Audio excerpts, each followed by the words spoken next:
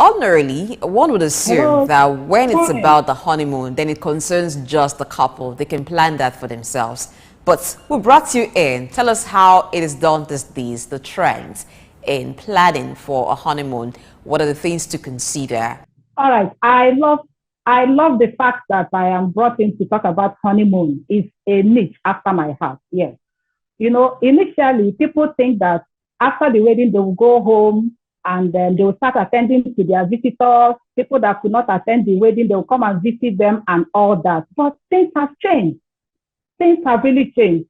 The honeymoon, I want to define the honeymoon as a period or a time when the couples will go on a brief holiday, to enjoy themselves alone, without anybody, without any visitor, without even mom and dad. That is just it. And then our goal as wedding planners is to make that event magical for them. I take it as my goal each time a couple, comes to me to say that they want me to plan their honeymoon.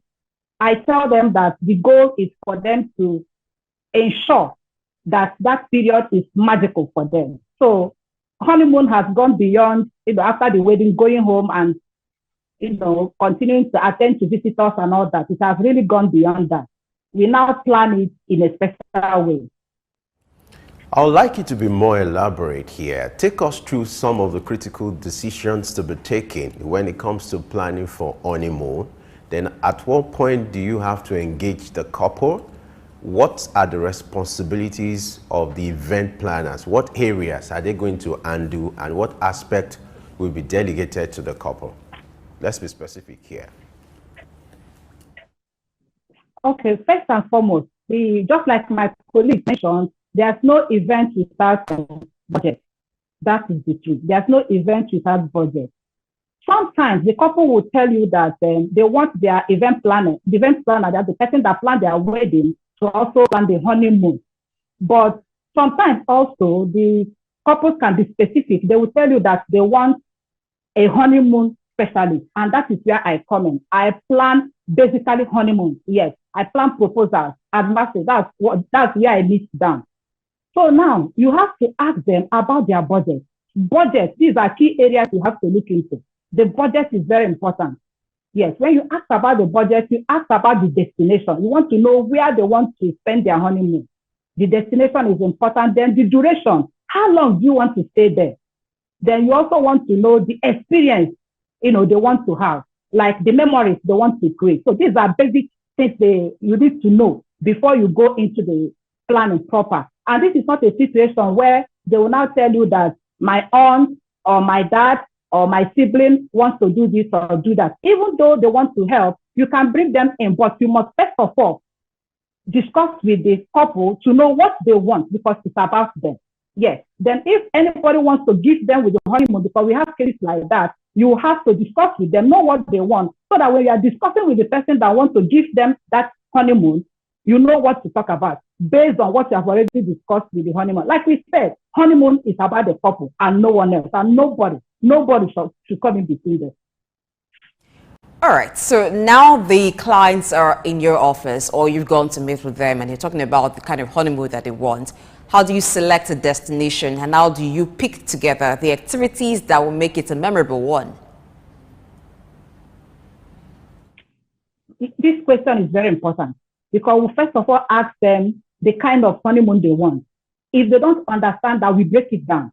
Because there are different kinds of honeymoon. We have city honeymoon. We have adventure honeymoon. We have money honeymoon. We have friends honeymoon. There are different kinds of honeymoon. So by the time we explain to them, they will now decide the kind of honeymoon they want.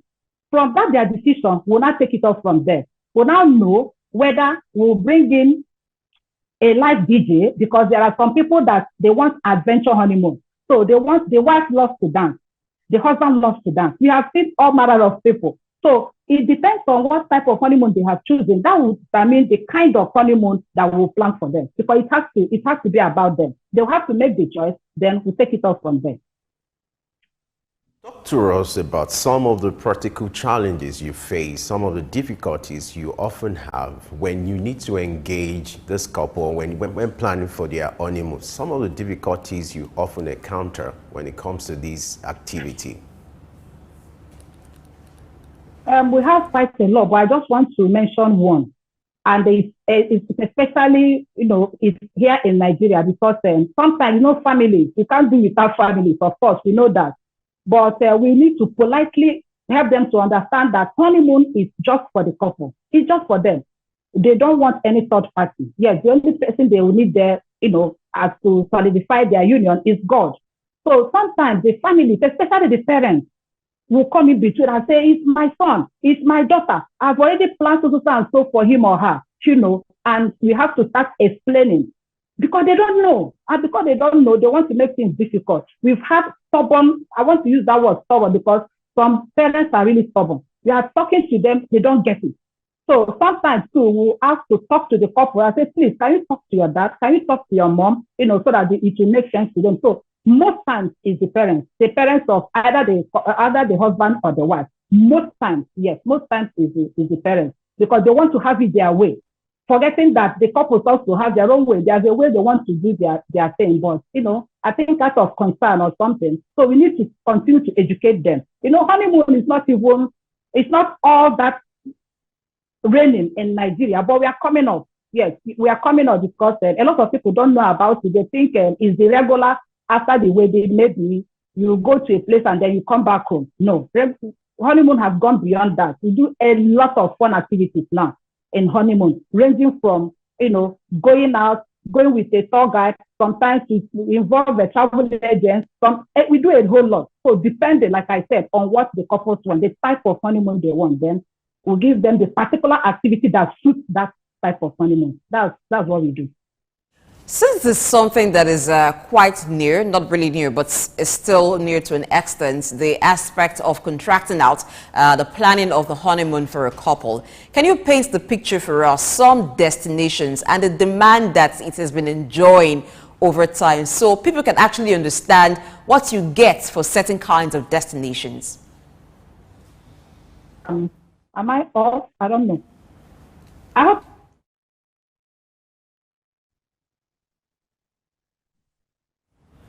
I want to use adventure honeymoon as an example. I think I'll use it to draw the point home. Please, I hope you can hear me. Go ahead, please. Okay, let me use the adventure honeymoon as an example.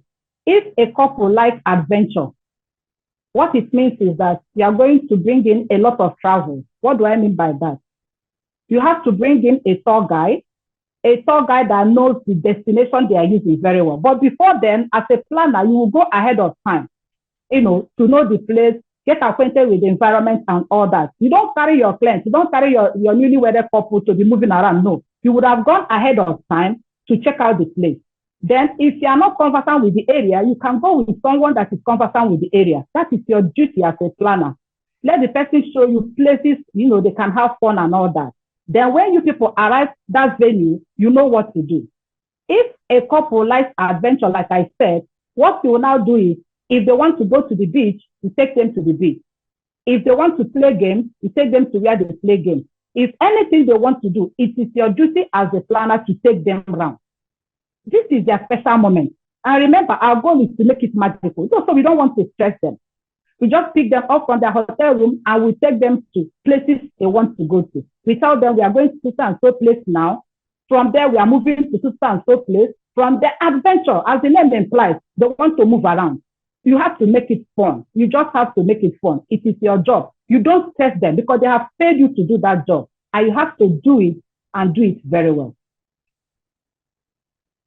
All right, for couples who do not have the luxury of traveling out or going for the VIP options, what options are available for them locally, and how do you think they can manage their honeymoon, especially when they have a low budget or a moderate budget? Wow, I love this question a lot because that is what we are even experiencing. Like I said, the honeymoon is a new trend. It's really new. But people are embracing it. A lot of people are embracing it. If you are working on a low budget, we have fun places in Nigeria now. We have a lot of fun places. So we can make suggestions for them and even show them pictures. If we have 30, if they are on Instagram, we could even show them on Instagram and say, this is where we intend to, take you to. This place is okay. Then if they cannot, because hotels now are very expensive. If they want to stay for like a week or two, because some couples, so they really do that. Some people would stay for 1 week, some people would stay for days. In fact, I've had a couple that stayed for 2 weeks. Yes, 2 weeks. So in that case, we are taking them from one hotel to the other. But I advise, we now have apartments. Like I am resident in Abuja, but I travel. So if you have the honeymoon is in Abuja, for instance, we have apartments, beautiful apartments now. So you don't have an issue with staying in the hotel. You use the apartment is cheaper because you have like a home environment. And then from there, we'll now take you out to wherever you want to go. Then if you don't want to stay in an apartment, you still insist. If your budget can cover it, we discuss with the hotel management. We discuss with them. I go there, I talk to them, I tell them, this is what I want. This is what my clients want. Can you do that for me? It's negotiation. If they cannot, I move to another hotel. It's my job. I go around to make sure that we work according to their budget. As a planner, generally, you work according to your client's budget. You don't go overboard because the rule of the game is if your budget is 1 million, I should not go above 1 million. I can do 999,000. I hope you get that. So that's just basically it. So on low budget, we know what to do. We can work it out for you. It's a new family you're starting. So we don't even want you to, overspend so that you'll be shooting yourself. Yes, we don't do that. We encourage you to work on your budget. In this aspect of event planning, how has the patronage been like? What are the challenges and what do you think will encourage more patronage? Sincerely, more awareness. That's what. More awareness. Because if I'm planning your wedding, I could chip it in. I say, how about your honeymoon? Have you also planned your honeymoon? I could chip it in. Yes, I could chip it in. Then I will tell you that if you don't want it, you can even do your honeymoon around you. Yes, you can. Because the essence is for them to know that in marriage, both of them matter the most. It's just about two of them. So we help them, we educate them to understand what they are going into. They've just had the wedding, so they are going to face the marriage. So we try to encourage them and tell them what they needed to do in order for them to have a successful wedding. So we advise them. It's just education. We just encourage them so that more people, when they see what these people have achieved, more people will now come and say, you plan to and so person to a honeymoon. Please, I would want you to plan out. They told us that they had a very memorable experience. Please, can you do this for us? Please, can you do that? That is it. It's basically on referral. By the time I manage your honeymoon well, you will have friends. You can talk to them and say, look at what I experienced. I enjoyed it. You can engage the services of this person and she'll give you what you want. So that's just how we are going to do it. Gradually, we are getting there. That's just it. Gradually, we are getting there. Event planning is no doubt a big business in Nigeria, and it's also come with some of the challenges, which is the fact that it's becoming competitive. What should a wedding planner do to ensure that you stay competitive in this kind of industry? What are the necessary skills and trainings that will keep you at the top of your game? I tell anybody that cares to listen to think through it. If you want to go into the profession is really big. I love the profession. That's why I'm into it. So I encourage them to go for training and read. Go for training and read. Stay under someone's tutelage. Don't say because you are richer or because you think you are older, you feel too big to learn. No, you don't do that. You keep learning. Currently, I'm undergoing another training. You just have to keep learning. To be, it's a competitive world now. So you just have to keep learning so that you'll be abreast with what is happening. You don't have to live in stone age because by the time you meet some clients, you are like, what are they talking about? You don't understand it. But when you go for, regular training, it will help you to understand the trend.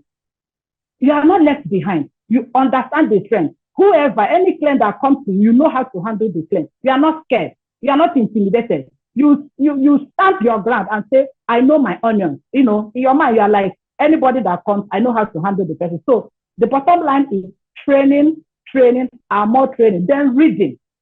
Have a mentor. From anywhere you want to go to, get somebody that have been there. Then you meet the person and stay under that person. It makes the journey shorter for you. Because if you want to do it all by yourself, it makes the journey longer and you're wasting your precious time. So I advise anybody that wants to come into the industry to train. Very important. Don't say I have a flair. No, you don't just use flair to start the business. You don't do that. You have a flair, very good. That's number one. Then training. You have to train. You don't just do it all by yourself. When you train, then get a mentor. Very important. Get a mentor. You have seen the mentor. The mentor is already where you want to be. Stay under that mentor. Whatever the mentor tells you to do, mentors will give you assignments. Mentors will hold you accountable. Mentors will be, checking you. They will just be checking up on you. So you just have to make yourself available and be teachable too. It's very important. And God being on your side, you will tell too. It's just a very interesting profession, I must tell you.